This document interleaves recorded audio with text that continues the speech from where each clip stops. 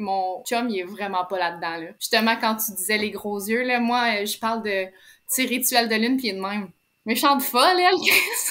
Mais je pense que tu peux amener une personne à développer un peu ce côté-là, mais tu sais, je me concentre vraiment plus sur mon développement personnel, puis je me trouve une communauté. Tu sais, là, genre, j'ai découvert ta communauté, c'est vraiment le fun. Fait que je pense que je fais plus comme ça de mon côté. Parce que dans une relation, oui, je pense que tu peux avoir des choses en commun, mais t'es pas obligé d'avoir tout en commun. Moi, pendant la COVID, je travaillais du 80 heures semaine parce que je sais pas vous, mais nous, au Québec, on était totalement enfermés chez nous. On avait un couvre-feu, on n'avait pas le droit de sortir. C'était la, la folie totale. Fait que je me suis dit, tant qu'à faire, je vais travailler. Puis moi, je travaillais dans le milieu de la santé. Fait que je travaillais 80 heures semaine. Et après, quand tout ça c'est fini, on a eu l'opportunité de se laisser aller un petit peu. J'avais besoin de changement. Puis nous, ici, on a un podcast qui s'appelle Sexe oral. Je sais pas si tu connais. Ouais, je connais. Puis c'est en écoutant ce podcast-là qu'il y a une personne qui parlait qui était genre « Hey, moi, je suis devenue ambassadrice. » Puis je te demande « Hey, on peut devenir ambassadrice? » Fait que là, la journée, pour vrai, 30 secondes après, je suis allée, j'ai fait ma demande, si je peux dire, comme ambassadrice. Puis quelques jours après, j'avais ma trousse de jouets. Puis nous, dans le fond, on fait des démos à domicile. Fait qu'on se rend chez les gens. Puis c'est comme une démo Tupperware, mais de jouets érotiques. Puis nous, c'est ça. Juste après, on s'est fait remettre comme en confinement. Et c'est là que j'ai fait ma première vidéo sur TikTok. Puis ça a vraiment bien marché. Étonnamment, tu sais, je m'attendais à rien. J'étais comme, on va essayer, on verra. Puis finalement, de fil en aiguille, 1 an plus tard, comme tu dis, je suis rendue à 81 personnes 1000 personnes qui me suivent. Fait que c'est spécial. C'est spécial. C'est incroyable, ouais, t'es tombé directement sur le sujet et t'as vu directement des gens qui aimaient ça. C'est fou, t'as eu de la chance et ouais, t'as réussi à naviguer avec tout ça. Comment ça se passe? Parce que tu m'as dit que ton métier il a un peu évolué. J'imagine qu'au début, quand tu démarres et quand ensuite, après, t'as 80 000 personnes qui te suivent, t'es pas reçu pareil. Non, ben au début, c'était vraiment plus pour justement parce qu'on était en confinement, puis je pouvais plus aller faire de démos à domicile. Puis c'est que ça me faisait quand même un petit revenu à côté. Mais quand je me suis dit qu'il y avait quand même de l'intérêt pour justement parler de la sexualité en ligne, je me suis dit pourquoi pas. Puis c'est ce qui m'a amené à aller étudier dans mon champ de domaine que j'étudie dans le fond en ce moment, la sexologie. Mais c'est ça, on dirait qu'avec les réseaux sociaux, comme tu disais, il y a un tabou. Mais ce tabou-là, tu le ressens différemment. Les gens, ils ont envie d'apprendre, mais en dépensant pas certains cadres qui sont habitués. C'est des commentaires comme oh mon Dieu, tu peux pas montrer ça, ça se fait juste dans la chambre à coucher. Fait qu'on revient à la procréation que la femme est juste faite. Là, je dis femme, mais toute personne ayant un utérus, bien évidemment, là, que la femme est faite pour faire des enfants, que ça reste dans la chambre à coucher. Fait que c'est tout un univers que oui, les gens ont envie d'apprendre, pas tout le monde, bien évidemment, mais en restant dans certains cadres. C'est important le cadre pour se sentir en sécurité, parce que je pense que c'est un peu des sujets qui peuvent faire peur. Quand tu parles de tout ça, bah surtout, je sais pas si ouais, en soit les deux, hein, que ce soit homme ou femme, quand on touche sur les organes sexuels, il y a toujours une insécurité, toujours des peurs un peu autour de tout ça. Donc c'est sûr que ouais, le cadre c'est important. Et justement, comment toi tu règles un peu le cadre? Je sais pas si tu as essayé plusieurs tons parfois sur tes vidéos. En fait, oui, tu sais, mettons vraiment, moi, sur ma plateforme, je présente des jouets érotiques, mais toujours avec un certain recul. Ben, pas un certain recul, mais une certaine retenue, parce que même TikTok, la plateforme, elle accepte pas tout. Vraiment, vraiment pas. Au début, je me faisais des vidéos, puis je m'y faisais ban au moins 2 sur 3, pour vrai, là. J'étais genre, mon Dieu, comment je vais faire? Puis j'ai comme compris un petit peu quoi faire pour TikTok. Fait que même TikTok est un peu prude, imagine. Fait que, mais c'est ça, maintenant, oui, je suis dans montrer les jouets, mais j'essaie aussi de développer un petit côté plus éducatif. Mais on dirait que c'est un petit peu compliqué parfois parce que, comme je me suis construit une image autour des jouets érotiques, fait que là, j'essaie de transposer ça tranquillement parce que, oui, c'est bien le fun, tu sais, avoir des jouets vibrants, puis des masturbateurs, puis avoir des orgasmes, mais la sexualité, c'est tellement plus. Tu sais, c'est comme tu dis justement, le cadre, les gens apprennent, tu sais, dans nos familles, on n'est pas tous éduqués de la même manière, le plaisir n'est pas éduqué de la même manière. Fait qu'on part tous d'une base totalement différente.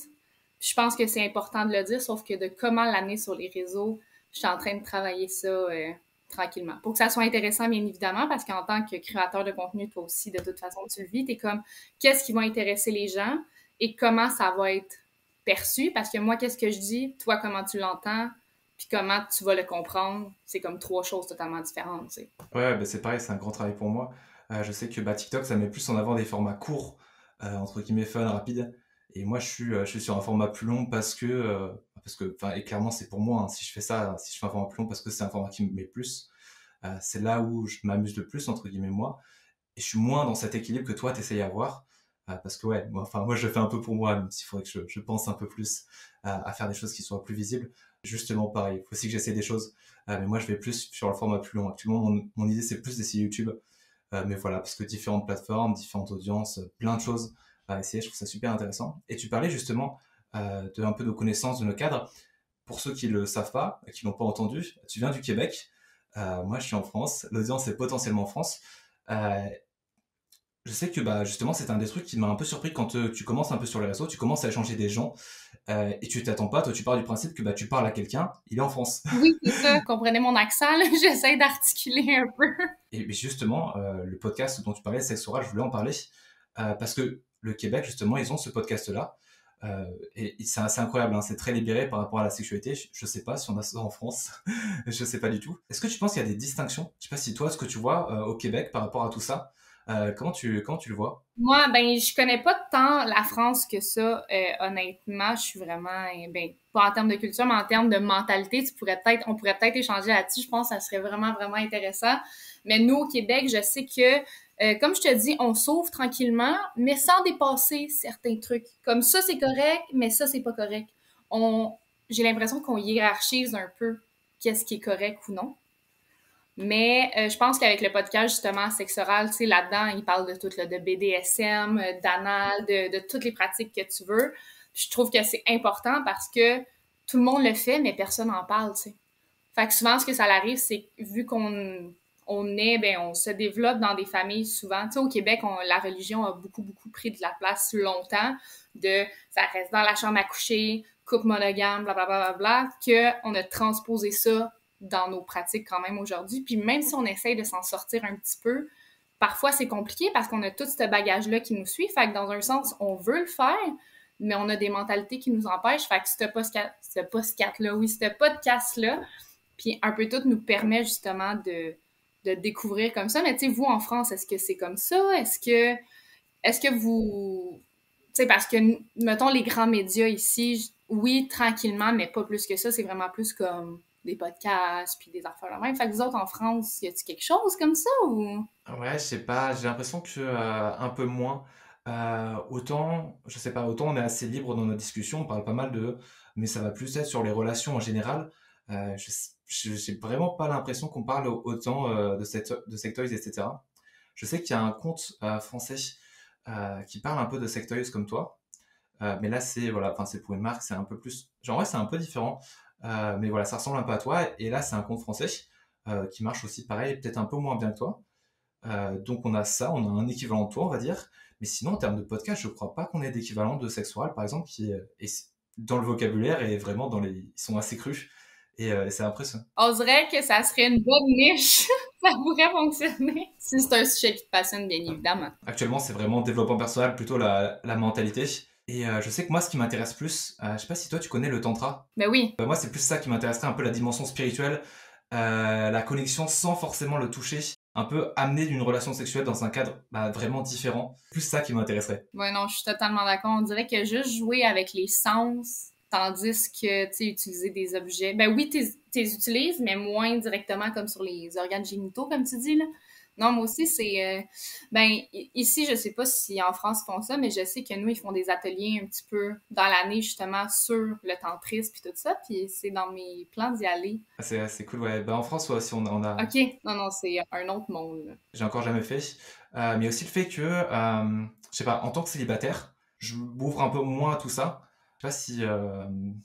je crois que c'est quelque chose qui peut se faire tout seul, le tantra. Ben oui, ben oui, ben oui, c'est sûr. Mais je pense qu'il faut un certain niveau de conscience et de pratique pour y arriver tout seul. Mais, tu sais, j'imagine que... Parce que le tantrisme, c'est vraiment comme avec soi-même. Fait que, tu sais, je pense que tu peux être accompagné sans que nécessairement l'autre soit... Je sais pas trop. Faudrait qu'on s'informe là-dessus. Faudrait qu'on fasse un podcast sur le tantrisme. Non, mais c'est vraiment le fun. Tu sais, moi, au contraire, moi, ça fait 6 ans que je suis en couple. Fait que depuis que j'ai 17 ans, puis là, j'en ai 23. Fait que nous, on a comme découvert un peu tout ensemble. Fait que, mais c'est ça. Je pense que ça serait un monde à découvrir, le tantrisme. Je sais pas trop. Ouais, c'est un sujet à creuser, hein. Mais ouais, toute cette, parce qu'il y a cette vision de la relation sexuelle, de tout ce qui est sexuel, comme quelque chose de, t'as un peu le fait le côté animal, le côté instinctif. Et quand tu pousses un peu, tu as des côtés un peu plus spirituels, du coup très proche du tantrisme, de connexion, de rapport au bien-être, de rapport à soi. Euh, Moi, j'ai ma première relation amoureuse, j'ai découvert plein de choses par rapport au sexe, par rapport à moi-même, et les deux étaient très très liés, hein. Non, non, je sais. Puis, tu sais, comme tu dis, c'est vraiment lié, sauf que, mettons, là, parce que pendant que tu parlais, il y a des liens qui se faisaient dans ma tête, c'est que on met beaucoup, je trouve, tu sais, les accents sur les organes génitaux dans les relations sexuelles. Puis avec comme les jouets, c'est un peu ça qu'on fait, mais c'est ça, j'essaie de développer aussi le côté un petit peu vraiment plus jouer sur le corps, les sensations, parce que, tu sais, la sexualité, c'est pas genre la vulve puis le pénis, t'as tout ton corps au complet. Tu sais, stimuler les mamelons, les cuisses, les fesses, le cou, on dirait qu'on oublie cette partie-là. Je trouvais ça, tu sais, je trouvais ça vraiment pertinent ce que tu disais, là. Fait que, comme tu dis, dans ta première relation, surtout la première relation, c'est tellement comme nouveau, puis tu découvres, puis Ouais, c'est ça, c'est vraiment le crash test, hein. Enfin, nous, on a fait un peu n'importe quoi. Et en vrai, assez tôt, moi, j'avais été vers tout ce qui est sex toys, mais en fait, j'avais pas les bases. J'avais pas les bases. Et du coup, même si on rajoutait plein de choses, ça faisait que globalement, c'était pas super. Mais en plus, j'avais un truc que je savais pas ce que c'était. Euh... Ah, j'avais pas prévu d'en parler, mais en fait, l'homme, bah, tu sais, je sais pas si vous, ça se fait beaucoup quand tu coupes, quand t'es circoncis. Ok, bah, je sais pas, nous en France ça se fait pas trop, moi ça le fait pas. Enfin, j'ai pas été circoncis. Et du coup, j'avais un truc où la peau était pas assez souple, ce qui fait que ça descend de bas jusqu'en bas. Et c'est très gênant pour les rapports, tu vois. Surtout, des fois, ça, avec le préservatif, enfin, ça se coinçait bizarrement. C'était pas spécialement agréable, tu vois. Donc, il y a plein de trucs, entre guillemets, tout con qui faisaient que la réaction sexuelle était pas, genre, c'était pas dingue. Euh, enfin, entre guillemets, le rapport était pas dingue. Tout ce qui était à côté, préliminaire, etc., on faisait quand même bien. Il y avait quand même de l'amour, il y avait une connexion.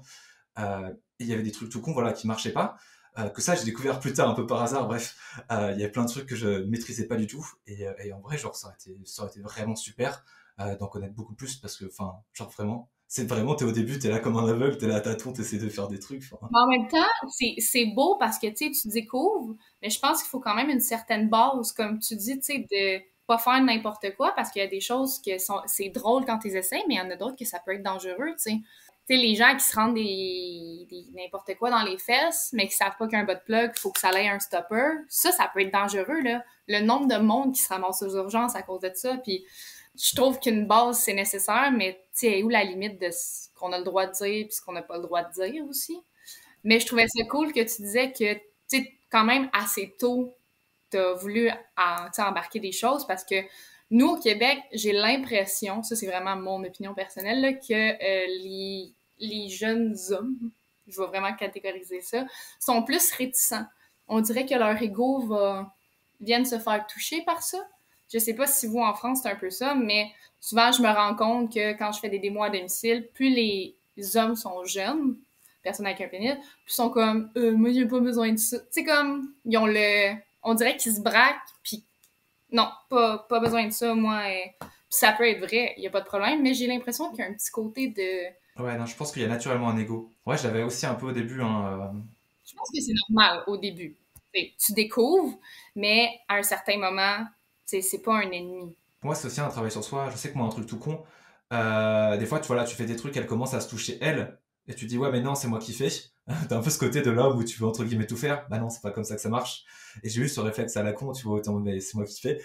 Non, ça marche pas comme ça, c'est pas comme ça une bonne relation. Et voilà, c'est des trucs que tu découvres, tu vas à tâtons, et ouais, je trouve on connaît pas assez.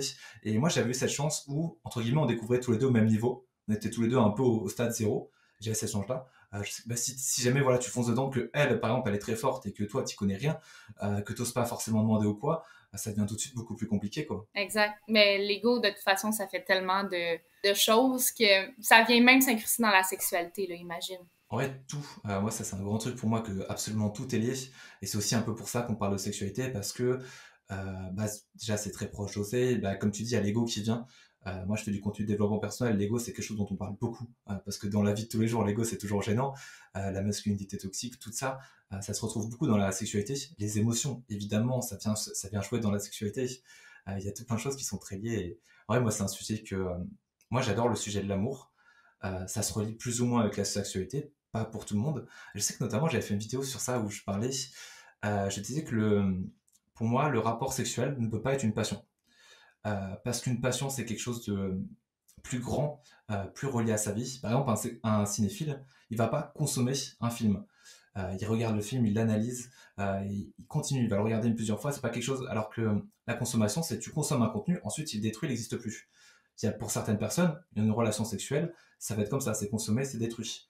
Et il y en a pour d'autres où c'est quelque chose de plus grand parce que justement il y a l'amour qui vient et c'est l'amour qui va donner sa valeur à la relation sexuelle. Pour moi, c'est, pour moi, c'est un grand sujet, l'amour, c'est ça qui me passionne le plus. Et c'est notamment pour ça que j'ai pas de relation d'un soir parce que pour moi, ce qui compte dans la relation sexuelle, c'est l'amour, c'est tout ce qu'il y a autour de connexion et ces sujets que pour moi, l'amour, c'est un. Ah ouais, c'est un très très grand C'est sujet. un lover, dans le fond, là. Ouais, moi, l'amour, c'est vraiment un truc qui me passionne. Genre, j'adore les comédies romantiques, etc. Et ouais, pour moi, c'est ça qui donne toute sa valeur à la relation sexuelle, qui est justement, il y a toute une relation compliquée avec, bah, pour la plupart des gens, parce que les hommes ont un problème avec les émotions, du coup, ils ont un problème avec l'amour, et du coup, ils ont un problème avec les relations sexuelles, ils pensent qu'ils en ont pas. Et ouais, peut-être qu'on peut parler de ça. Qu'est-ce que tu penses de l'évolution des relations sexuelles? Actuellement, il y a beaucoup de relations sexuelles qui sont inspirées par cette société de consommation. À la base, moi, je veux le dire, genre, you do you, là, vous faites ce que vous voulez, vraiment.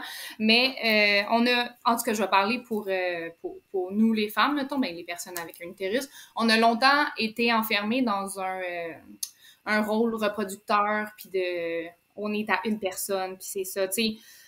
Faut juste étudier juste un petit peu le féminisme pour comprendre à quel point on était enfermé puis enchaîné à un homme puis que tout le monde décidait pour tout. Fait là, on est vraiment dans une perspective récréative. Avant, c'était vraiment, procréative, après relationnel. Puis là, tranquillement, on tombe dans le récréatif. Fait que moi, personnellement, je trouve ça bien parce que je pense qu'il y a encore le double standard de un gars qui couche avec 10 filles, hey, let's go mon homme, tandis qu'une femme, c'est, tu sais, l'expression, je sais pas si vous avez déjà entendu ça en France, mais une clé qui déborde toutes les cadenas. On n'a pas cette expression, mais C'est comme une bonne clé, tandis qu'un cadenas qui se fait débarrer par toutes les clés, c'est un mauvais cadenas. Tu sais, quelque chose comme ça, là. Mais j'ai l'impression qu'on est encore dans cette optique-là.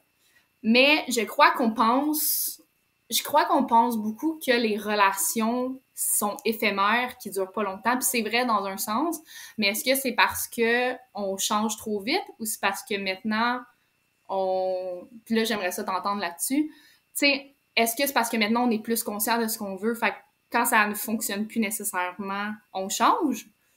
Ou, tu sais, je sais pas si tu comprends ma question. Moi, je suis comme, ouais, si, je vois. Je trouve que c'est super intéressant. je suis pas trop sûre dans lequel on est. Soit ça fonctionne, mais à un moment donné, ça fonctionne plus, fait que j'ai plus l'obligation de rester parce que je suis plus heureuse, ou automatiquement qu'on a une petite embûche, whoop, on change. Ouais, je sais que ouais, pour moi c'est super intéressant. Je sais que pour moi c'est un très grand sujet. On dit beaucoup, pour une femme, faut pas avoir spécialement d'attente. Tu tomberas amoureux, ça arrivera comme ça. Moi, je suis pas d'accord. Pour moi, il y a des notions. Tu dois savoir ce qui va être important pour toi, ce qui va te plaire. Moi, je sais qu'il y a des choses. Il y a des choses que ma femme peut pas faire, peut pas avoir. C'est pas possible, ça marchera pas. Mon métier, par exemple, il est très particulier. Si jamais elle comprend pas mon métier, ça marchera pas. Si jamais son métier c'est pas sa priorité, ça marchera pas. J'ai besoin qu'elle ait fait un travail sur soi parce que moi je l'ai fait, parce que je vois des choses chez les gens que tu as cette notion de vouloir quand tu travailles beaucoup sur toi, à un moment tu veux entre guillemets guérir les autres, tu vois leurs problèmes et tu veux les aider. Sauf que bah moi je veux pas être là pour guérir ma femme, c'est pas ça l'idée. C'est pas la relation que je veux. J'ai des notions de spiritualité, peut-être qu'on en parlera un peu plus tard, que bah ça peut tomber totalement fou pour quelqu'un qui est pas dedans, tu vois, il va juste pas comprendre, il me regarde avec des grands yeux. Je peux pas avoir une relation avec quelqu'un qui est comme ça, tu vois. Et donc genre ma vision c'est pas genre quelque chose de physique, mais je sais que la personne, j'ai des visions assez précises de valeurs, de ce qu'elle aime pas, de travail sur soi, qui fait que, en vrai, je vais voir assez vite si jamais ça match ou pas avec la personne. Et du coup, ouais, je comprends très bien cette vision que tu peux très bien dire, bah, je vais essayer avec cette personne-là. Et on parle beaucoup des red flags. Ça se trouve, à un moment, tu vas voir un truc et tu vas dire, ah non, ça marche pas, et du coup, t'arrêtes. Et du coup, vu comme ça, c'est très bien.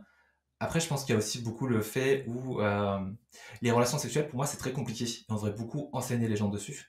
Parce qu'il y a plein de notions, bah, notamment la notion d'ego. Pour les hommes, tu as cette notion où avoir une relation sexuelle, ça t'apporte quelque chose. Tu te sens plus un homme, tu te sens, entre guillemets, tu te sens bien parce que tu as la validation féminine qui fait que bah, tu vas juste chercher ça, cette validation féminine. Tu vois ça comme une conquête. J'ai un peu l'impression qu'il y a les femmes qui sont un peu à cette vision de justement vouloir changer cette vision dont tu parlais avec tes clés et tes serrures, en mode bah, je suis une femme, j'ai le droit de faire ce que je veux, et t'as un peu ce phénomène de suradaptation où t'étais dans une situation qui était pas bien et tu vas dans l'exact opposé pour montrer que bah, t'es libéré de tout ça, et du coup tu t'autorises entre guillemets à faire n'importe quoi, et alors que bah, ce qui est bien c'est globalement à l'équilibre, et j'ai l'impression qu'on part un peu dans l'exact opposé quoi. Ben, je pense que c'est la résistance, c'est ça. Peu importe c'est quoi la résistance, il y a un phénomène, pour résister, on va faire le contraire. Puis que ça soit n'importe, partout dans la vie, il y a tout le temps les opposés. Comme dans l'amour, il y a tout le temps ceux qui vont dire, moi, c'est une personne, on reste ensemble jusqu'à la fin de notre vie, même si on n'est pas heureux parce que c'est ça. Puis t'as les autres opposés qui sont comme, non, moi, automatiquement, ça marche pas, ou je veux pas être avec quelqu'un, puis c'est bien correct. Puis t'as tout le temps ce qui gravite un petit peu dans le milieu. Je pense que c'est ça qui fait qu'on, notre société devient de plus en plus complexe. Je pense qu'elle n'a jamais été aussi complexe qu'elle est aujourd'hui. Puis est-ce que c'est bon, est-ce que c'est pas bon? Je suis qui pour en juger? Moi, honnêtement, je suis pas une personne qui... Moi, je fais mes affaires, tu fais ce que tu veux, ça me dérange pas, mais là, vu qu'on en parle, tu sais, je pense que c'est vraiment... Il faut un monde, tu sais, il faut plein de monde pour faire un monde. Puis moi, je suis un peu... Moi, je suis un peu comme toi, là, genre, je suis en amour avec l'amour, mais, tu sais, je vais revenir à ce que tu disais, parce que toi, justement, en ce moment, t'es célibataire, fait que trouver quelqu'un qui est un peu dans cette... Parce que moi aussi, je fais du développement personnel, puis en tout cas, tout ça. Sauf que moi, ça fait 6 ans que je suis en couple, puis mon chum, il est vraiment pas là-dedans, là. Justement, quand tu disais les gros yeux, là, moi, je parle de, tu sais, rituel de lune, puis il est de même. Méchante folle, elle,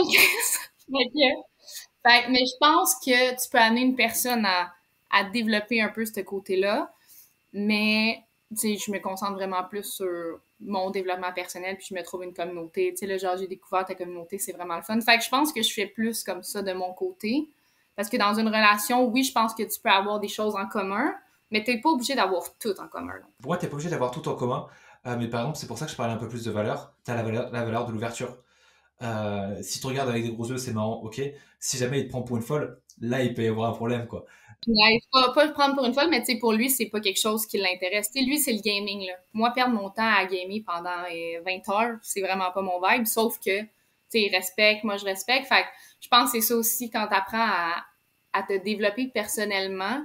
Tu sais, je sais pas, toi, au début, ça a été comment ton cheminement spirituel, mais on dirait que tu découvres, genre, un autre monde, puis là, tu veux que tout le monde soit genre, oh my god, tu veux leur montrer tout ce que tu découvres, mais on dirait que t'apprends à doser avec le temps, puis tu comprends que parce que souvent dans la spiritualité ou dans le développement personnel, tu sais, tu me diras si c'est ça, mais il y a souvent, tu vois souvent comme des grosses théories, si je peux dire, puis à la longue, tu prends un petit peu de tout. Fait que moi, je pense que de la spiritualité, c'est ça, c'est que tu prends ce qui te va. Fait que moi, justement, c'est ça, je prends ce qui me va pour moi. J'essaie de l'intégrer dans mon couple. S'il est ouvert, tant mieux, parce qu'il est ouvert sur certaines choses. Mais lui, les cristaux, puis tout ça, ça ne tente pas, là. Mais, tu sais, sur la communication, tu sais, fait que je pense qu'il faut qu'on apprenne à doser, comme on dit. C'est un grand sujet, la communication, et pour moi, genre, c'est vraiment une clé dans le couple. Apprendre à bien parler des choses. Et moi, c'est quelque chose qui me le signe, hein. Je vois des couples où, en fait, ils n'arrivent pas à parler. Ils comprennent pas. Ils pensent que la personne, vu qu'elle utilise le même mot, elle veut dire la même chose qu'eux. Bah non, ça marche pas comme ça. C'est pas comme ça. Faut aller derrière les mots, faut voir plus de choses. Faut chercher à comprendre aussi. Et pour moi, la communication, c'est vraiment la clé. Si un couple communique bien, bah, il va pouvoir réussir à faire marcher les choses parce que derrière, il y a cette valeur d'ouverture, de chercher à comprendre l'autre. Voilà, quand tu mets ça peut marcher. Et je pense que tu as aussi beaucoup de choses où les gens pensent que ça va pas, voient des red flags, parce qu'en vrai, un red flag, c'est pas juste une phrase. C'est l'intention qu'il y a derrière la phrase qui va être un red flag. C'est pas juste parce qu'il utilise quelques mots que, oh là là, faut fuir, faut partir en C'est courant. ça, Non. exactement. Je trouve que ça. Ouais, moi, j'avais suivi un couple, genre, c'était mes deux meilleurs amis. J'ai beaucoup suivi, enfin, je trouve que leur histoire était très belle, hein. Mais ça a explosé au bout de 7 mois parce qu'ils n'arrivaient pas à parler, ils se comprenaient pas. Et moi, j'étais très proche des deux, donc je parlais beaucoup avec les deux. Et j'ai vu que vraiment, ils avaient aucune idée de qui était l'autre en face. ils projetaient en fait qui ils sont et du coup ils disaient il fait ça, alors ça veut dire ça? Non, c'est pas comme ça que ça marche.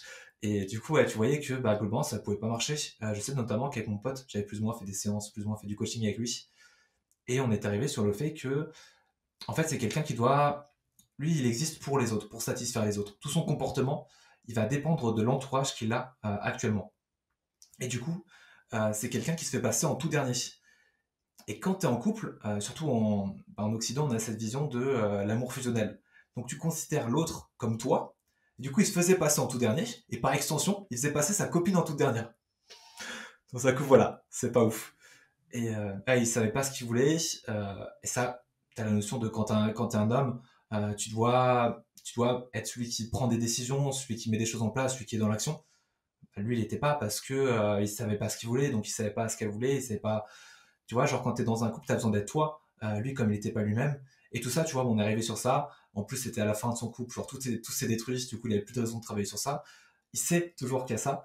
Et vraiment, en tant qu'il n'aura pas résolu ça, il pourra pas avoir une vraie relation. Il le sait. Et tu vois, il a pas spécialement envie d'y travailler parce que c'est un travail compliqué. T'as plein de choses à déconstruire sur toi, surtout ta relation avec les autres. T'as plein de trucs à remettre en question. Ce qui fait que globalement, il sera obligé d'y travailler, tu vois, mais il repousse. Mais c'est quelqu'un qui repousse, tu vois. En mode, tout va bien dans ma vie, du coup, je travaille pas sur ça, mais tout va bien dans sa vie parce que justement, il met plein de choses de côté, quoi.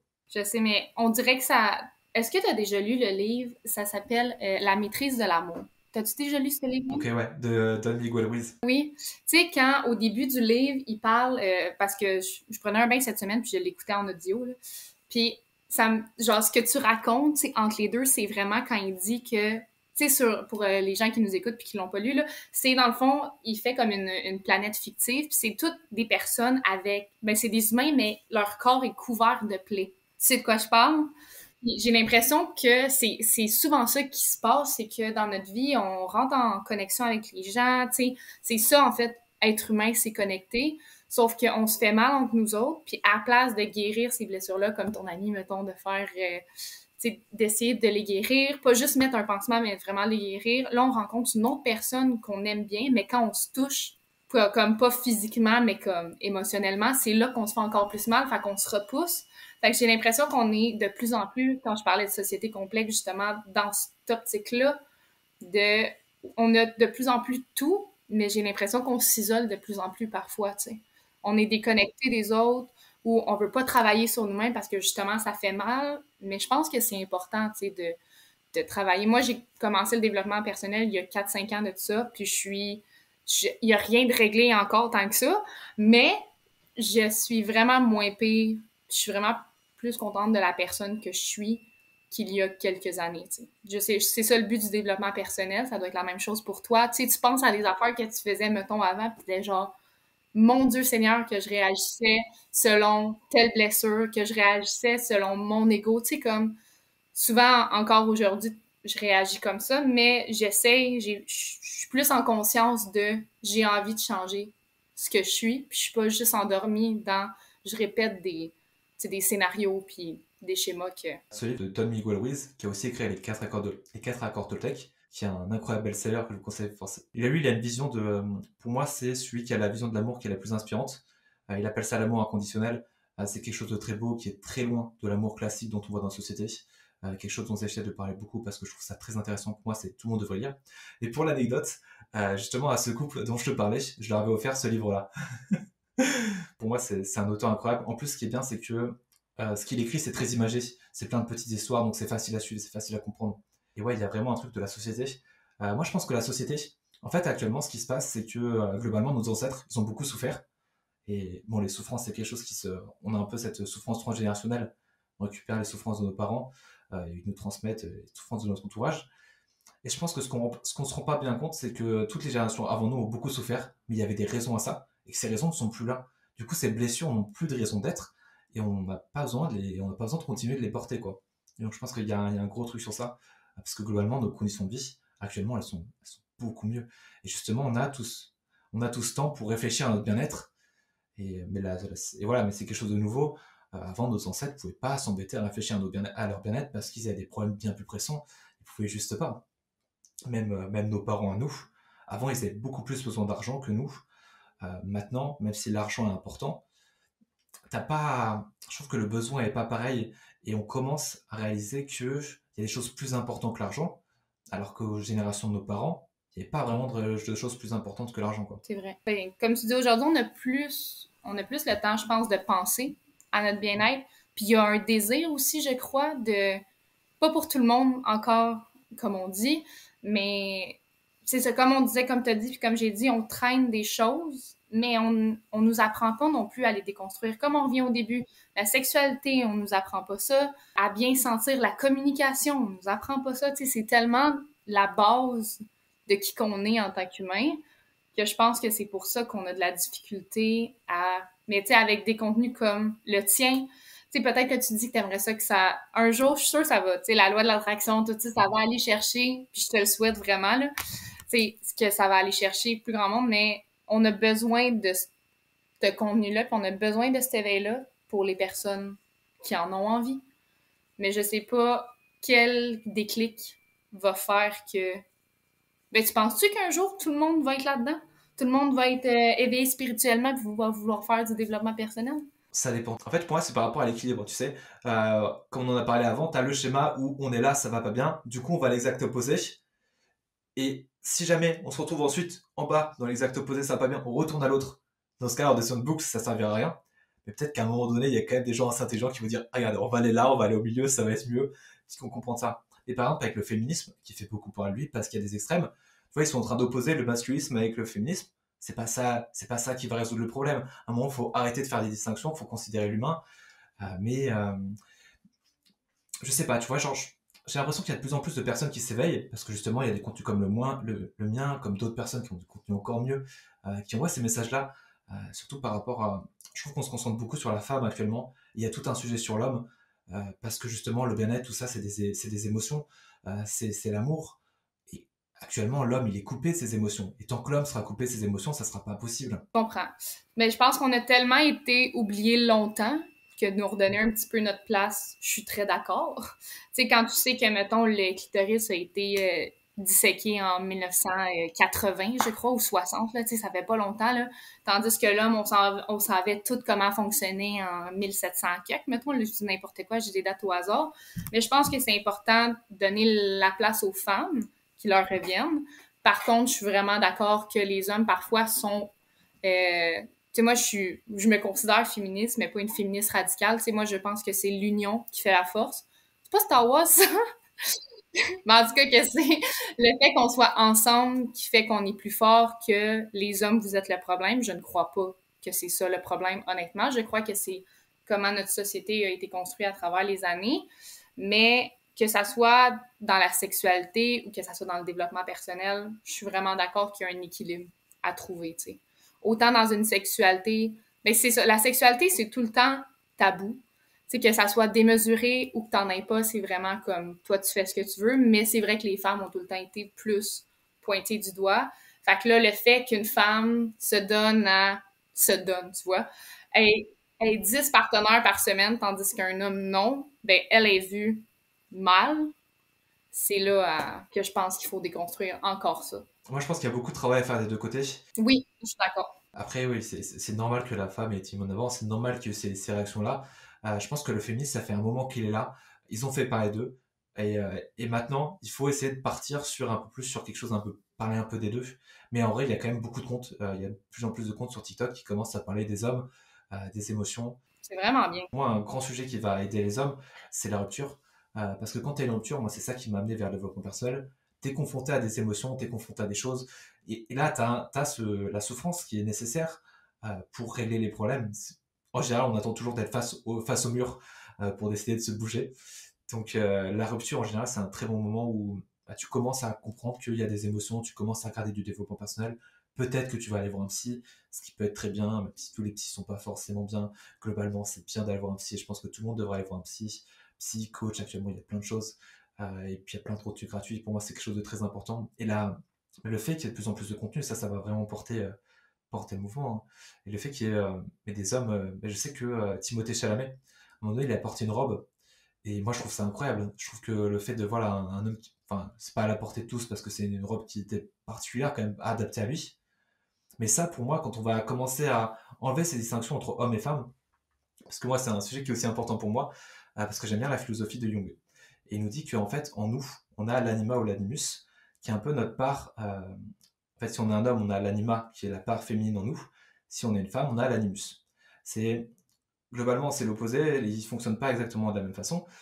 Mais l'idée, c'est qu'en nous, en fait, on a ces deux énergies-là. Et globalement, si tu ignores ta part de féminité, elle va être inconsciente et du coup, elle va commencer à un peu diriger ta vie. Parfois, elle va prendre le contrôle. En plus, là où c'est un peu pervers, c'est que quand ton anima va prendre le contrôle, en face, en général, tu as tendance à trigger l'animus de l'autre personne et tu te retrouves avec deux parties inconscientes qui parlent entre elles, qui s'engueulent. Ça, c'est une bonne façon d'être un couple. Bref. L'idée, c'est qu'on a ces deux énergies en nous, hommes et femmes. Et quand on va commencer à les mélanger, je commençais à atteindre pour moi ce que j'appelle l'humain. L'humain il dépasse le stade d'homme ou de femme, il devient un mix des deux, un équilibre entre les deux. Et quand on atteindra ça, là il y aura plus de problème. Et ça ira. Ça voudrait dire qu'on aura une meilleure relation avec l'amour, qu'on arrivera à s'aimer parce que c'est un peu la base. Et globalement dans le monde, il y aura un step-up incroyable quand ça sera plus mis en avant. Et pour moi c'est important qu'il y ait des gens qui arrivent à mettre ça en avant, justement à porter leur part de féminité sans rentrer dans la case. Timothée Chalamet, je sais pas, enfin, après voilà, il y en a plein d'autres, mais c'est des choses qui parlent quand tu vois ces personnes-là, parce que c'est des gens inspirants, donc tu peux utiliser ça comme modèle.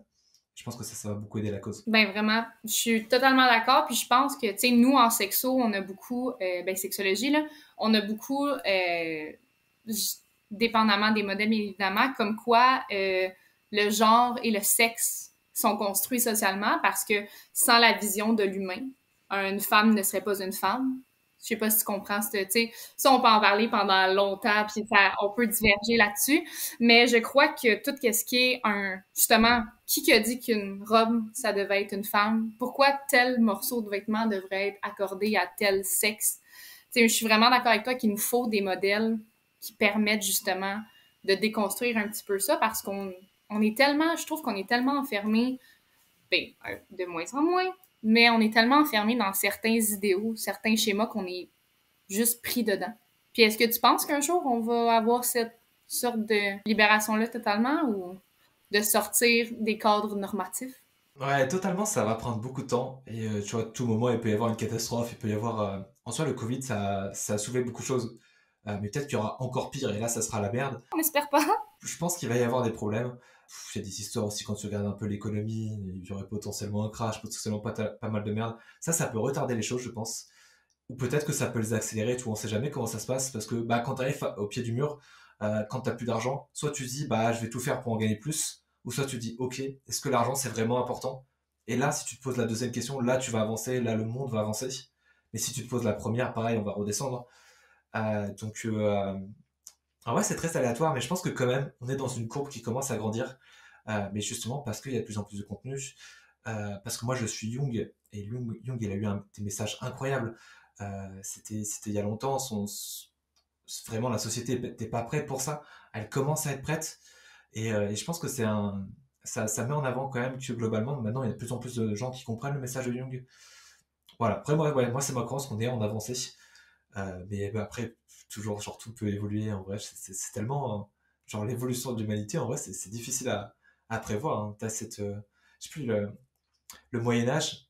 Je crois que j'avais vu du contenu quelque part qui disait que, en fait, non, tout n'était pas redescendu. Il y avait eu des progrès. Mais il y a un peu, quand tu étudies l'histoire, t'as un peu l'impression que le Moyen-Âge, c'est un moment donné où c'était la merde. Et ils ont tout réglé surtout, quoi. Donc, c'est difficile à prédire. Mais tu m'intrigues avec ton message de Jung, seulement. Ouais, Carl Jung, c'est un philosophe qui était suisse. Et non, c'est incroyable tout ce qu'il a fait pour la psychologie, la philosophie, l'inconscient. Il était très proche de Freud. Et en fait, ce qui s'est passé, Freud est beaucoup plus connu, parce que Freud avait beaucoup plus cette volonté d'être connu. Jung, en fait, dans tout, à chaque fois qu'il parle, lui le dit, il pense pas détenir la vérité. Il avait même l'impression que plein de gens avaient beaucoup plus raison que lui. Globalement, l'idée, c'est qu'il n'y a pas de vérité. Mais il y a plus ou moins une espèce de vérité que tu peux atteindre, ta vérité personnelle à toi. Et pour moi, il a été très proche de ça, il a été très loin dans l'inconscient. Mais voilà, il n'avait pas forcément cette vision de partager tout ça. Il n'avait pas cet ego, en fait, qui lui donnait le besoin de se mettre en avant. Alors que Freud, lui, l'avait énormément. Et donc Freud s'est beaucoup plus mis en avant, son message a été beaucoup plus entendu, et c'était plus proche de la société. Alors que Jung, il était beaucoup plus loin que Freud dans les rêves, et il était un peu fou. Il était vraiment un peu fou. Du coup, son message n'a pas été complètement compris, c'était pas forcément sa volonté. Puis quand tu vois ses livres, Moi, je lis Jung, je fais partie des rares qui font ça, parce que maintenant, en plus, il y en a quelques-uns qui l'ont lu, qui ont vulgarisé son message, et qui le donnent accessible à plus de gens. Mais quand tu lis Jung, sa volonté, c'est pas du tout d'être compris. Lui, il écrit avant tout pour lui-même, notamment parce que si jamais il écrivait pas, il y aurait des chances qu'il se plaindrait, qu'il se tuerait. Il a notamment fait dans un de ses livres où il raconte ses rêves, en fait, il dit que à un moment, il était confronté à un problème par rapport à sa fonction dominante, euh, et il a réalisé que soit il arrivait à comprendre ce qui se passait, et dans ce cas-là, il écrivait tout allait bien, soit il n'y arrivait pas, et à côté de sa chambre, dans sa table de nuit, il y avait un flingue, et il s'ouvrait le crâne, quoi. Donc voilà, il était quand même assez loin. En fait, il parlait de... ouais, pour lui, il y avait deux esprits. Il y a l'esprit de la société, l'esprit de notre temps, qui est tout autour de nous, et l'esprit de la profondeur, qui lui est constant. Lui, ça restera toujours le même, c'est cette recherche de la vérité. Et globalement, lui, il a conscience que la plupart des gens sont dans l'esprit de la société, qui sont plus heureux parce que c'est plus simple. Mais lui, il avait la sensation, il ressentait un appel de l'esprit de la profondeur. Pour lui, c'était un besoin. Il était obligé de chercher à comprendre ce qui se passe dans la profondeur, de l'écrire. Du coup, il écrivait pour lui, des notions qui sont très compliquées pour la société. Et cette volonté, du coup, c'est pas qu'il soit compréhensible pour tout le monde. Il écrivait vraiment pour lui, donc ça fait que son discours est très difficile d'accès. Heureusement, il y a de plus en plus de gens qui parlent de son contenu et qui le mettent en avant parce que c'est incroyable tout ce qu'il écrit. Ben, j'en doute pas, parce que je trouve que tellement... Tu sais, Freud, il a été beaucoup mis de l'avant, puis Freud, il a été un peu désastreux pour nous, les femmes. Je sais pas si c'est ça, là. Mais, tu sais, lui, il disait que si on avait des orgasmes clitoridiens rendus à un certain âge, on était immature, fait que c'était les orgasmes vaginaux, en tout cas. Fait que tout ça, Freud on l'aime sur quelques points, mais il y en a d'autres qui, il y a de la misère. Il y a de la misère. Il était très concentré sur l'homme, Ben et oui, ce qu'il disait, c'est que l'homme a plein de choses, et en fait, la femme, elle a juste un complexe d'infériorité, et du coup, elle reprend tout ce que l'homme a. c'est ça. Nous autres, on vit pour l'homme. C'est tout. C'est tout. Je trouvais vraiment intéressant quand tu sais, tu parlais de Jung, puis tu disais qu'il cherchait à comprendre. Tu sais, je sais pas si t'es comme ça dans la vie de tous les jours, mais tu sais, notre vie, ça va pas tout le temps bien, puis c'est correct qu'il y a des jours qu'on n'est pas heureux, sauf que faut pas tout le temps choisir, tu sais, chercher à comprendre sur le moment pourquoi ça va pas bien. Tu sais, si, mettons, je pogne un accident de char, ben d'auto, puis que là, je suis comme, puis là, je me mets à être fâchée, puis là, je suis comme, non, là, je vais être en retard, je vais être ci, je vais être ça, puis finalement, le lendemain, j'apprends que, ben, où est-ce que je suis censée aller, il y a eu X, Y, Z de dangereux, ben, c'est là que, comme tu comprends après de, oh mon Dieu, OK, une chance que c'est arrivé. Fait que je sais pas si tu veux un petit peu sur ce principe-là de voir, ben ça, je sais pas si tu connais Drôlement Inspirant, là, mais tu sais, c'est curieux de voir comment ça va se retourner à mon avantage. Tu sais, un petit peu dans cette optique-là d'être résilient sur qu'est-ce qui nous arrive, un petit peu comme tu disais, dans le fond. Ouais, moi, j'ai cette vision que j'en ai parlé avec mon deuxième invité, justement, il me disait ça, que tout est parfait. Tout est parfait dans la vie, tout ce qui nous arrive. Globalement, même si moi, dans ma trajectoire, j'ai fait une prépa scientifique, j'ai fait une école d'ingé, concrètement, ces diplômes-là, ça ne me servira à rien. Mais c'est pas du temps perdu, parce que c'est ce qui m'a amené là où j'en suis, tu vois. On pourrait dire, j'ai perdu du temps, j'ai perdu de l'argent. Si jamais ça s'était pas arrivé, qui sait qui je serais maintenant? Et vu qu'actuellement je suis parfait, ça veut dire que tout ce qui m'a amené là, c'est parfait. Exactement. Je te comprends totalement. Moi aussi, j'ai commencé des petites études ici et là, puis j'étais comme, tu sais, j'aime pas ça. Tu sais, quelques années après, tu te dis, mais pourquoi j'ai tout fait ces diplômes-là? Pourquoi j'ai tout fait ces études-là? Puis aujourd'hui, je suis où est-ce que je suis? Puis je suis comme, hey, une chance que je l'ai faite. Tu sais, parce qu'on serait pas sûrement ici en ce moment si tout ça s'était pas arrivé, tu sais. Il y a plein de trucs qui sont géniaux. Et il y a quelque chose qui peut t'arriver aujourd'hui ou demain, ça sera génial. Mais si ça t'était arrivé il y a un an, 2 ans, bah ça se trouve que non, parce que t'aurais pas été prêt, t'aurais pas pu saisir cette occasion-là. Et donc moi, toutes ces notions de développement personnel, vraiment quand j'ai grandi, j'étais complètement fermé à ça. La religion, tout ce qui est... Moi, la religion, c'était quelque chose que je comprenais pas. J'étais en mode, il y a la science explique ça c'est vrai, il y a qu'une seule vérité. Tout ce qui est pas montré par la science, c'est faux. J'avais cette vision très fermée, tu vois. Et il m'a fallu du temps pour arriver à me libérer de tout ça. Et actuellement, j'ai des lectures, j'ai des messages, j'ai des choses qui m'arrivent qui sont géniaux. Avant, j'aurais pas été capable de les voir ou de les comprendre, quoi. C'est ça, c'est une certaine ouverture qu'il faut arriver. Tu sais, moi, je suis pas dans une religion X, Y, Z. Moi, j'appelle ça l'univers parce que je suis pas. Je pense que je prends un petit peu de toutes les religions parce que veux pas une religion, c'est une croyance. Fait qu'on a toutes nos propres croyances. Mais justement, je pense que quand tu te mets à t'ouvrir un petit peu sur qu'est-ce que la vie t'envoie, que tu appelles ça Dieu, l'univers, peu importe le nom que tu y donnes, je pense que c'est là que ça soit vrai ou non, peu importe. Moi, je pense que ça, comme on disait, la spiritualité, c'est que tu prends qu'est-ce qui te fait du bien, un petit peu comme les religions. Tu prends ce qui te fait du bien, puis le reste, tu sais, ça... Tu sais, moi, voir un sur mon ordi de télé, peu importe, ça me fait du bien, ben je vais le prendre, tu comprends? Tu sais, que ça soit un message d'un de mes guides ou juste l'heure qui est aujourd'hui, toi, si ça te fait du bien ou moi, si ça me fait du bien, je vais le prendre. Moi, j'ai beaucoup regardé entre guillemets, les origines des religions. Parce que justement, quand tu comprends qu'il n'y a pas de vérité, tu comprends que la vérité, elle est partout. Du coup, même dans un discours religieux, si tu n'adhères pas à tout, tu n'es pas obligé de tout prendre. Il y a des choses très bien qui ont créé tout ça. Moi, j'avais très tôt compris que la religion, il y a plein de raisons qui sont bénéfiques pour le monde, qui sont bénéfiques pour les gens. Tu as des gens qui ont des souffrances telles que le message religieux va être important pour eux, ça va leur donner toujours cette... En vrai, on a ce besoin de... quand on fait les choses pour quelqu'un d'autre, quelqu'un de plus grand que nous, on va être capable de faire mieux, on va être capable de faire des choses qu'on n'était pas capable de faire. Donc il y a plein de trucs très très bénéfiques à la religion, et justement quand tu creuses, il y a des gens qui ont vraiment creusé très très loin, et notamment Jung, qui a beaucoup réfléchi sur la divinité, mais plein d'autres, hein, et tous les grands philosophes réfléchissent sur la religion, parce que c'est incroyable les textes qui ont été écrits. Hein. Euh, Moi, il y a quelque chose qui m'a toujours passionné, c'était la notion de quand si quelqu'un te tape, tu me dis, il faut quoi? Tendre l'autre joue. Indépendamment de toute religion, c'est un message qui est génial. Et du coup, voilà, il y a plein de messages qui sont incroyables. Et quand tu creuses justement d'où est-ce que ça vient ces messages, quand tu réfléchis à tout ça, je trouve que c'est passionnant. Et, euh, et ouais, du coup, il y a beaucoup de vérité dedans. Et justement, comme quand tu dis l'univers a quelque chose de plus grand, moi, c'est ma croyance aussi. C'est à la croyance de la spiritualité. On a un peu tous un nom pour ce truc-là. Il y en a qui appellent ça la source. Moi, j'appelle ça l'inconscient.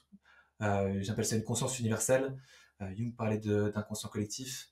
Euh, je crois que bah, justement, Don Miguel Ruiz, il avait un nom. Je sais plus si c'est le Nagual ou le Mitoté.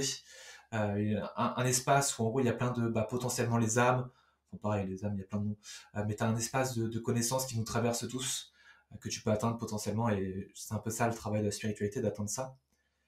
Et potentiellement, tous les prophètes des religions, eux, ils auraient atteint ça. Et ensuite, c'est quelqu'un qui a interprété ça, quelqu'un qui a créé des choses autour. Parce que c'est ça aussi, les religions, c'est pas juste une personne, c'est pas juste un prophète. S'il y a des personnes qui ont écrit ça, il y a plein de choses derrière.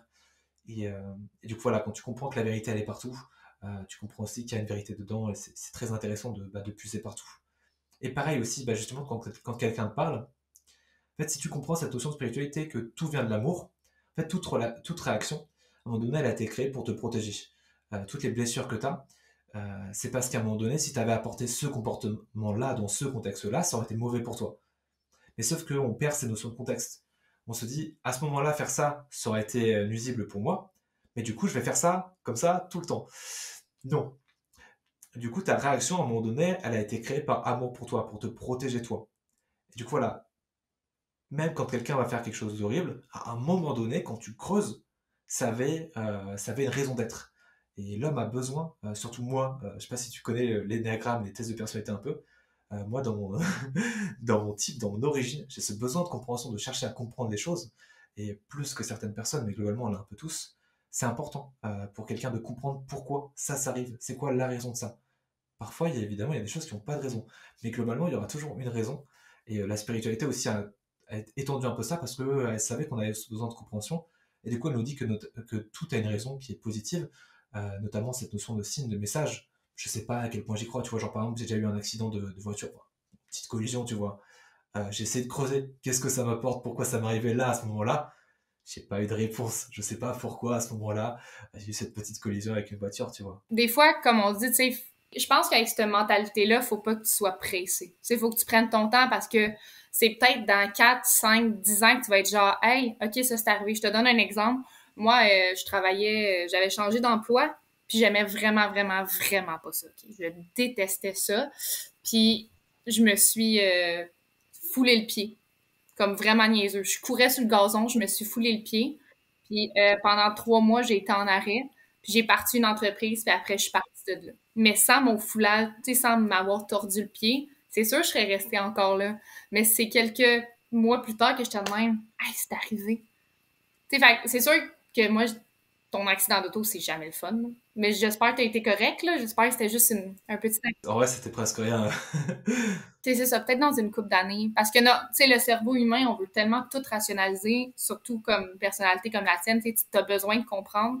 Qu'on parlait des religions tantôt, on a besoin de mettre ça dans un cadre, de comprendre, tu sais, pourquoi, de mettre des mots, de mettre des noms, sinon notre cerveau, il comprend pas, on n'aime pas ça. Mais je pense aussi, moi, je suis une personne un peu slow dans la vie, tu sais, genre, j'y vais au jour le jour. J'essaie de comprendre, mais pas trop parce que je me dis, oui, je veux comprendre, mais pas à m'en rendre folle. Tu sais, je me dis, la vie fait bien les choses, puis ça s'amènera. Fait que non, je suis un peu comme toi, mais moins radical. Je partais de loin parce que quand j'étais plus jeune, j'étais très anxieux. Et j'étais très vraiment dans les cases, très carré. Et du coup, je réfléchissais beaucoup au futur. Mais t'as un peu ce truc où moins t'en sais par rapport à ton futur, plus t'es incertain, plus t'as ce besoin de comprendre, plus ça te rend malade, plus tu cherches des questions que bah, tu peux pas trouver. Du coup, tu vas tenter à fuir de manière temporaire. Moi, c'était les jeux vidéo. T'as tout un cercle vicieux autour de ça.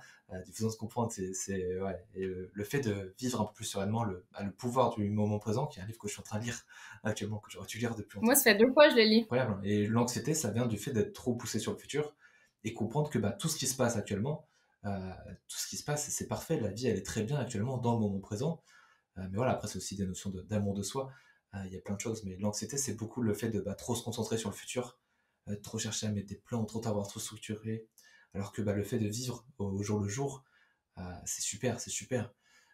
Moi, ça a été difficile d'atteindre ça, et parce que justement, j'ai dû comprendre certaines choses euh, pour mettre tout ça en place. Moi, notamment, c'était le fait de comprendre que on te met beaucoup de pression. La société met beaucoup de pression en mode faut que tu trouves tel job, faut que tu aies tel diplôme, sinon ça va pas marcher, faut que tu gagnes telle somme d'argent, tu vois.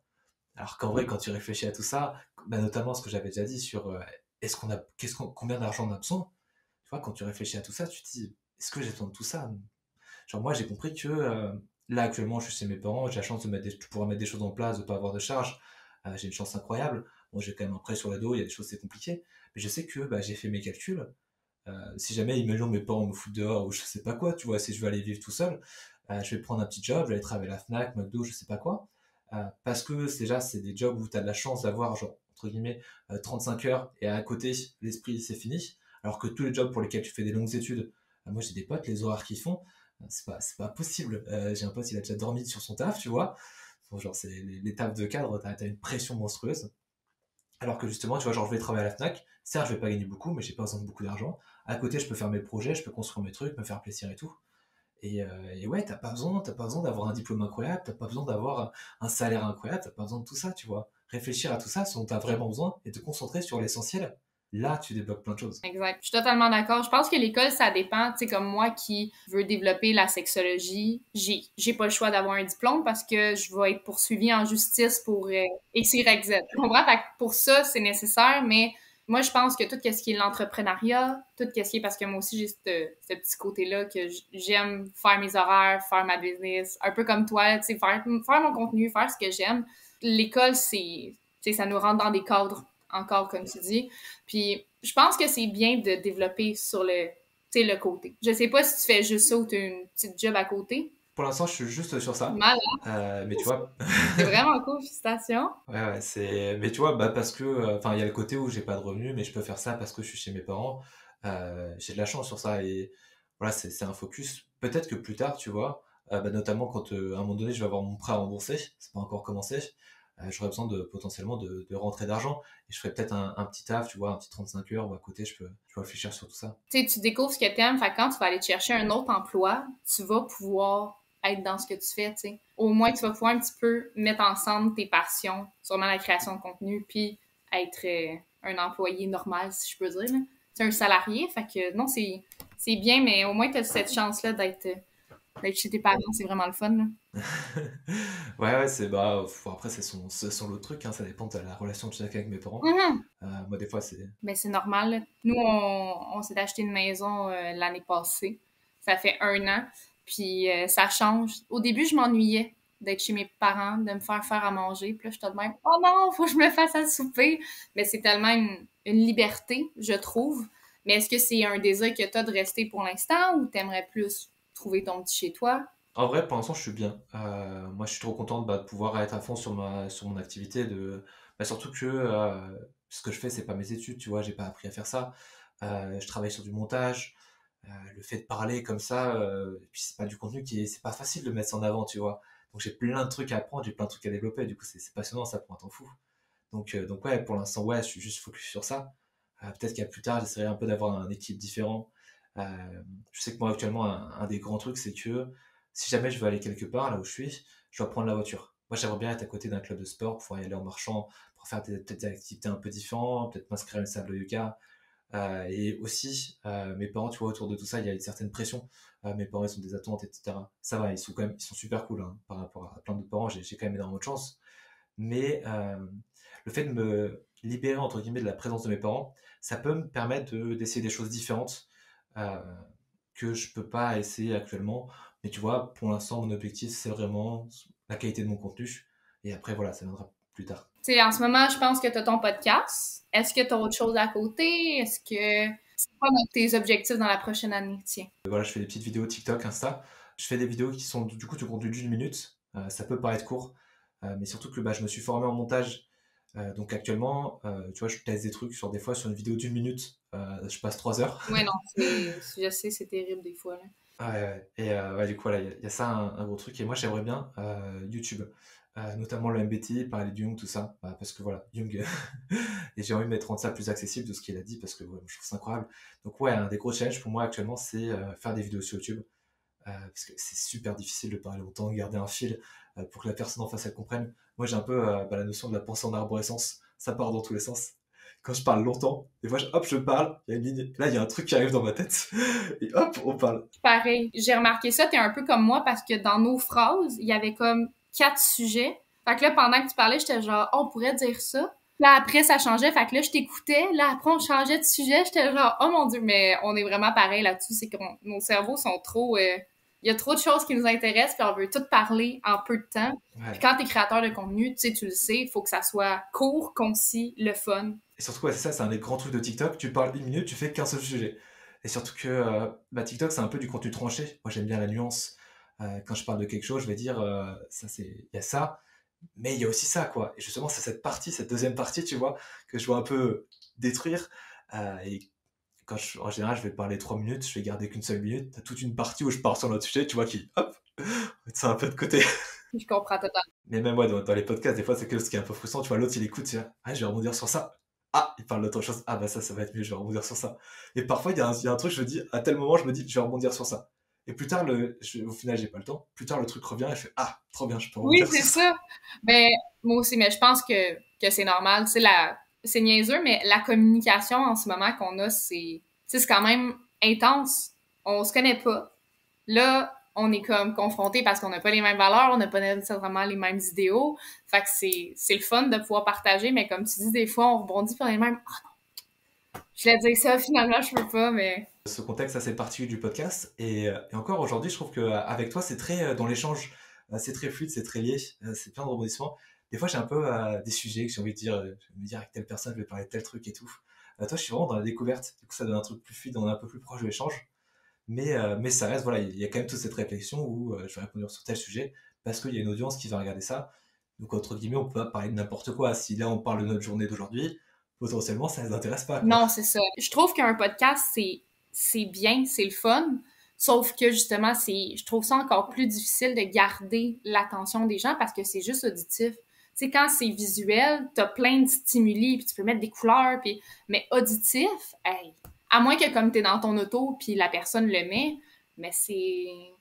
Moi, honnêtement, chapeau. Là, moi, ça serait un de mes objectifs en 2023 de faire un podcast, mais plus sur justement la sexualité puis toutes ces affaires-là.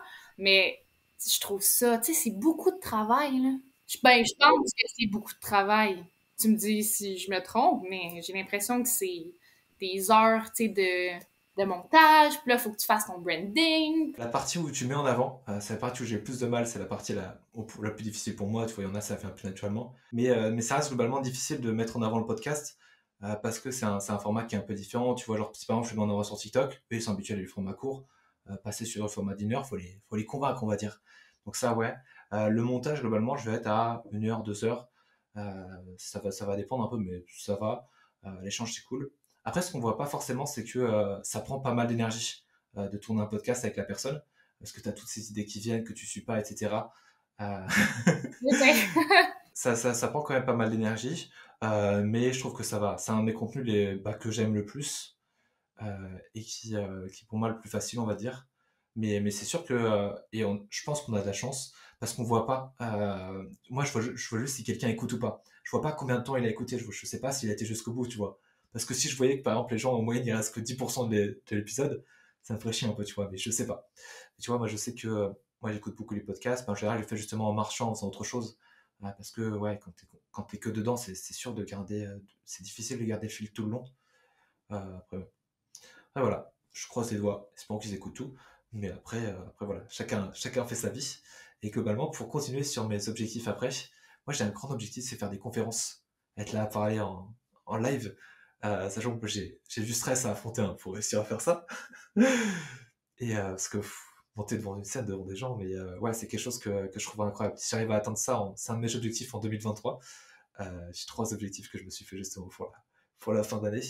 Et il y en a un, c'est faire une conférence, voilà, parler certainement de Jung, hein, ou peut-être d'autres choses, on verra bien, devant des gens, en live, en vrai. Là, justement, tu vois dans leurs yeux si je chive ou pas, si jamais ils en ont rien à foutre. Mais tu sais, c'est pas obligé d'être une salle de 300 personnes. Tu sais, ça peut être 20, ça peut être 30. Tu sais, pour toi, je pense que, ben, je sais pas c'est quoi ton objectif, mais des fois, on essaye, je pense, d'aller trop vite. Tu sais, on essaye de manger le morceau au début. Puis moi, justement, ça serait comme de faire un podcast. Puis là, si je voudrais que dès le début, il y ait 100 000 auditeurs, mais comme clairement que ça se pourrait pas, tu sais. Mais je pense que parler devant des gens, c'est moi, j'ai jamais eu cette. Mais c'est pas un problème, j'ai tout le temps eu plutôt cette facilité-là parce que tu sais, j'ai fait du théâtre, j'ai fait de l'impro. Fait que j'ai pas cette difficulté-là, mais c'est compliqué. C'est souvent, je pense qu'on a. Dans le fond, est-ce que c'est parce que t'as peur de ce que les autres vont penser? Est-ce que c'est le stress que ça te fait? Est-ce que tu sais un petit peu d'où ça vient? Grande question, moi je pense que c'est un des grands trucs, c'est l'attente que j'ai. Parce que pour moi, ça fait partie de mes rêves, tu vois. Donc fatalement, quand tu vas réaliser un de tes rêves, t'es en mode, putain, je vais le faire, tu vois. Et tu te dis, waouh, c'est quelque chose d'incroyable. T'as toutes ces attentes qui font que cet événement, pour toi, c'est quelque chose d'immense. Alors qu'en fait, t'es juste là à parler devant des gens. Et comme tu l'as dit, hein, en vrai, ce qui se passe, c'est que pendant tout le début de l'année début 2023, je pense pendant les trois quarts, je serai en mode, je croise les doigts pour qu'on m'invite à une conférence. Et voilà, si ça se fait pas, ça se fait pas. Sur la fin, je serais plus en mode, allez, j'ai un objectif à accomplir. Peut-être regarder pour faire une petite salle, pour chauffer les gens et tout. Et là, voilà, on sera plus en mode petite salle. Mais voilà, le grand objectif, c'est, imaginons 2023, je reçois un message, Marius vient faire une conférence, et ça serait le top du top, quoi. Mais tu sais, pendant que t'as dit, j'ai pensé à deux choses. C'était comme, tu sais, je veux qu'on m'invite, mais tu pourrais t'inviter toi-même, tu sais. Tu sais, écrire à des gens puis être genre, hey, je veux être là. Puis, je sais pas c'est quoi le nom de cette loi-là, mais c'est, mettons, je te donne un an pour faire quelque chose, ben, tu vas le faire en un an. Puis, si je te donne un mois, tu vas le faire en un mois. Fait qu'il faudrait que tu te dises, au contraire, faudrait que, tu sais, au moins les 3 premiers mois, en 3 mois, t'as le temps de trouver une salle ou d'organiser un événement. Moi, je pense que tu pourrais te lancer ça. Ouais, en ça, je pourrais le faire en 3 mois. Mais en vrai, je suis plus concentré sur la. Ouais, c'est plus confortable, on va se C'est dire. ça. Pour l'instant, c'est le début, tu vois, on prend son temps. En vrai, ça presse pas, tu vois. Genre, même si je le fais dans 3 mois ou dans un Mais an, oui. dans tous les cas, ça sera super, quoi. Mais je suis sûre que ça va être parfait. C'est ça. C'est juste nos objectifs. Tu sais, c'est full cliché, là, mais c'est plus le processus que vraiment l'atteindre parce que tout le processus de, hey, je participe, je me prépare, je ci, je ça. Parce qu'une fois que l'objectif est atteint, t'as parlé, t'es genre, ah, OK, c'est atteint. Sauf que tout le processus que tu le fais, je trouve que c'est ça le plus important, tu sais. Vu que je suis beaucoup dans le futur, en fait, à cette phase d'attente, vraiment, j'ai beaucoup d'attentes. Et par exemple, je fais partie des gens où la première fois que je regarde un film d'horreur, ça va pas me faire très peur. La deuxième fois, ça va me faire plus peur que la première. Le mec qui va bondir, je sais 5 minutes avant qu'il va bondir, tu vois, je suis en mode, attention, dans 5 minutes, il y a un mec qui va bondir. Et du coup, j'ai toute cette phase qui dure 5 minutes pendant laquelle je suis en stress, il va bondir. C'est Alors, l'anticipation, dans le fond. c'est ça. Justement, ça nous fait une transition parfaite vers la question du dernier invité qui te demandait, c'est quoi ta plus grande peur et qu'est-ce que tu ferais si jamais tu l'avais pas? Oh boy, ma plus grande peur. Je pense que c'est une peur, en fait, qui vient d'une blessure. Tu sais, moi, j'ai la blessure de l'abandon. Fait que moi, j'ai tout le temps une peur de me faire tasser, de me faire abandonner, ben, pas abandonner comme laisser sur le bord d'un chemin, là, mais tu sais, de pas être assez. Fait que, ah, tu fais plus la job, on va te tasser. Tu sais, il faut que tout le temps que je me bats puis je me convainc contre moi-même que j'ai ma place, que ce que je fais, c'est correct. Puis c'est pas parce que tu fais des erreurs qu'on t'aimera plus. Fait que je pense que des fois, si j'avais pas cette peur-là, premièrement, je me taperais beaucoup moins sur la tête. Je serais plus douce avec moi-même. Puis je pense pas que, parce que j'apprends à dealer justement avec cette peur-là de maintenant, ça me freine plus. Même si, tu sais, cette année, j'ai fait des choses que j'ai jamais faites. J'ai fait un shooting photo pour une des compagnies qui s'appelle Iron Love. Tu sais, j'ai participé à 2 podcasts, là, c'est mon 3e. J'ai pas de la difficulté à parler devant des gens, mais le fait que ça soit enregistré puis que je sais qu'il y a des gens qui vont écouter, ça me crée de la peur parce que là, je me dis, si je dis quelque chose de pas correct, là, les gens vont aussi, tu sais, tu vois le comme de hamster qui tourne dans ma tête. Fait que j'apprends à dealer avec des choses que j'ai peur qu'on me mette de côté, mais ça m'empêche pas de faire les choses.